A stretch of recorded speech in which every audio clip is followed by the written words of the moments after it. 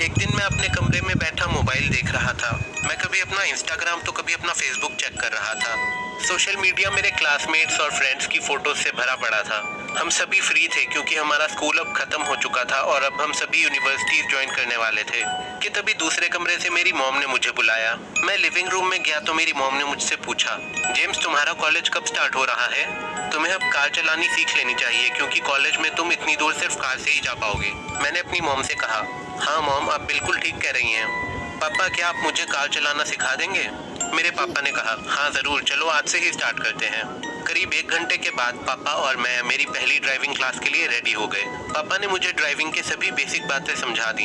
हमारे पास एक blue colour की फोर्ड एस्कॉर्ट कार थी और मैं उसी में ड्राइविंग सीखने वाला था। पापा मुझे ड्राइविंग प्रैक्टिस के लिए घर के पास ही एक रोड पे ले जा रहे थे जहाँ ज्यादा कार्स वगैरह का आना जाना नहीं होता था।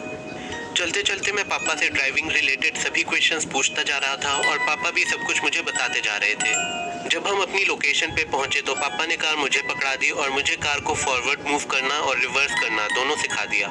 मुझे ये सब सीखने में बिल्कुल भी दिक्कत नहीं आई, बल्कि मैं तो कार चलाते हुए इतना ज्यादा कॉन्फिडेंट था कि पापा भी हैरान हो रहे थे।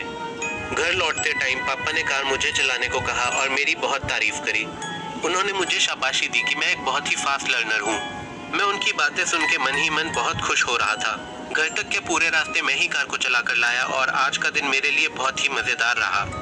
पापा ने मम्मी को भी मेरे प्रोग्रेस के बारे में बताया। मम्मी भी मेरी तारीफ सुनकर बहुत ज्यादा खुश हुई। मम्मी ने मुझे कहा, वेल डन, लगता है तुम जल्दी ही एक परफेक्ट ड्राइवर बन जाओगे। रात को मैं और मेरे पेरेंट्स डिनर करने बैठे। पापा ने मुझे कहा कि कल वो मुझे सुबह सुबह ही ड्राइविंग प्रैक्टिस के लिए ले चलेंगे। मैं भी उनकी ये बात सुन के एक्साइटेड हो गया। डिनर करने के बाद मैं अपने रूम में आ गया। मैंने फटाफट अपने कपड़े बदले और सोने के लिए रेडी हो गया। मैं बेड पे लेट गया और कल का वेट करने लगा और मेरी आंख कब लग गई मुझे पता भी नहीं चला। अगले दिन मैं सुबह उठा तो मैंने खिड़की से बाहर देखा। मौसम अच्छा नहीं था, ऐसा लग रहा था कि जैसे आज बारिश होगी।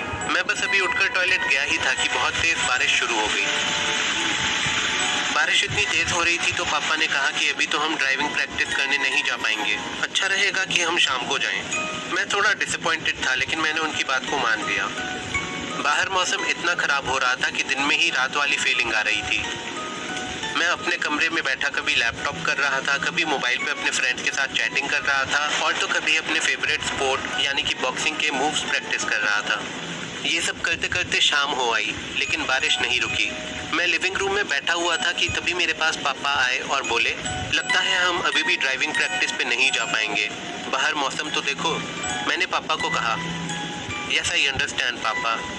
मैंने उनसे ये कह तो दिया लेकिन मैं अंदर ही अंदर बहुत सैड फील करने लगा। डिनर के टाइम भी मैं बहुत चुपचाप बैठा रहा। I was so disappointed. रात के करीब 12 बजे मैं अपने बेड पे बैठकर सोचने लगा कि अगर ये बारिश कल भी नहीं रुकी तो क्या मैं कल भी ड्राइविंग प्रैक्टिस पे नहीं जा पाऊंगा। मैं खिड़की के पास खड़ा होकर बाहर देखने लगा कि तभी मुझे एक सॉलिड आइडिया आया, क्यों ना मैं अभी चुपके से खुद ही कार चलाने चला जाऊं। मैंने फटाफट शूज पहने और दबे पांव अपने कमरे से निकलने लगा। मैंने इंश्योर किया कि मैं घर से निकलते टाइम बिल्कुल भी आवाज ना करूं, नहीं तो मेरे पेरेंट्स जाग जाएंगे। मैं लिविंग रूम तक आया तो मैंने देखा कि पापा शाम का न्यूज़पेपर पढ़ते पढ़ते सोफे पे ही सो चुके हैं।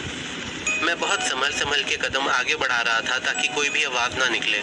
मैंने कैबिनेट में से गाड़ी की चाबी ली और एक छतरी भी निकाल ली और धीरे से घर के बाहर आ गया। बारिश अभी भी बहुत ज्यादा तेज हो रही थी। मैं फटाफट कार में बैठा और झटपट रिवर्स करके गाड़ी को बाहर निकाला। मैं जल्दी से गाड़ी को घर से दूर ले गया और प्रे किया कि कहीं मम्मी ने मुझे विंडो से देख ना लिया हो। अब मैं सड़क पर कार भगाने लगा। मुझे बहुत एक्साइटमेंट फील हो रही थी। कार चलाना सीखने के पहले दिन ही मैं अब कार अकेला चला रहा था और मुझ में बहुत ही ज़्यादा जोश भरा हुआ था। गाड़ी चलाते हुए मैंने सोचा कि जिस जगह सुबह गया था इस बार उस जगह नहीं जाऊँगा, इस बार कोई नया रूट ट्राई करता हूँ। और मैंने स्ट्रेट जाने के बजाय राइट टर्न कर लिया। राइट टर्न करने पे मैं थोड़ा ही आगे गया था कि मैंने नोटिस किया कि उस रोड पे बहुत ही ज़्यादा अंधेरा है, बट फिर भी मैं उस सड़क पर आगे बढ़ता गया। मैं उस रोड पे करीब 1 किलोमीटर आगे बढ़ा ही था कि अचानक मेरी गाड़ी चलते चलते रुक गई। शायद कार में कुछ खराबी आ गई थी। मैंने सोचा आज तो बुरे फंसे, अब तो मैं लेट हो जाऊंगा और घर पे जाके बहुत डांट पड़ेगी। तभी मैं गाड़ी से उतरा और सोचने लगा कि आखिर माजरा क्या है।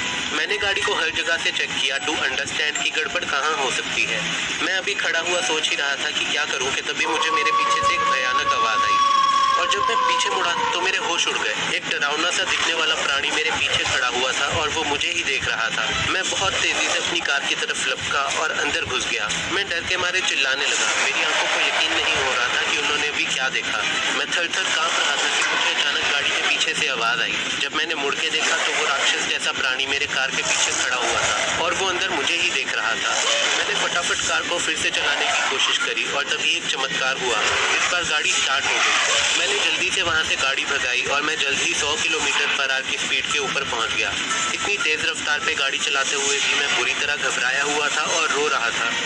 करीब 5 मिनट बाद वो अंधेरी सड़क खत्म हुई और मैं एक ऐसी रोड पे आ गया जहाँ काफी रोशनी थी। मेरे अंदर की घबराहट भी अब कम हो गई थी। करीब आधा घंटा और ड्राइविंग करने के बाद मैं फाइनली अपने घर तक पहुंच ही गया। मैं जल्दी से गाड़ी से उतरा और अपने घर में घुस गया। मैंने अच्छे से दरवाजा लॉक कर दिया। पापा अभी भी सोफे पे ही सो रहे थे पर मैं चुपचाप अपने कमरे में चला गया। मेरा मूड बहुत अजीब हो रहा था। थोड़ी देर तो मैं अपने कमरे में खड़ा हुआ यही सोचता रहा कि आखिरकार वो जीव था क्या। बिस्तर पर लेटकर भी मैं उसके बारे में ही सोच रहा था कि मुझे अचानक एक हॉरर मूवी याद आई। उसमें जो मॉन्स्टर दिखाया गया था उसको लोग वेयरवुल्फ कहते थे। वेयरवुल्फ एक्चुअल में तो एक वुल्फ ही होता है, लेकिन वो इंसान का रूप भी धारण कर सकता है और सिर्फ अमावस की रात को ही उसके वुल्फ का रूप सामने आता है। और शायद ये एक वेयरवुल्फ ही था क्योंकि आज भी अमावस की ही रात थी। मैं ये सब सोचते सोचते सुबह तक उठा रहा। मुझे रात को डर के मारे नींद ही नहीं आई। करीब सुबह 9 बजे मैं अपने बिस्तर से उठ के कमरे के बाहर गया। मैंने देखा कि पापा बैठ के मॉर्निंग न्यूज़पेपर पढ़ रहे थे। मैं उनके पास आके बैठा और अपना मूड ठीक करने के लिए उनसे बातें करने लगा कि तभी पापा ने न्यूज़पेपर साइड में फेंका और बोले, अरे तुम्हें पता है कल शाम हमारे घर से 5 किलोमीटर दूर विल्सन स्ट्रीट पे एक आदमी की डेड बॉडी मिली है और सबसे घिनौनी बात है कि उस आदमी का पेट फाड़ के अंदर से पूरा खाया हुआ था। इन्वेस्टिगेटिंग पुलिस का कहना है कि शायद ये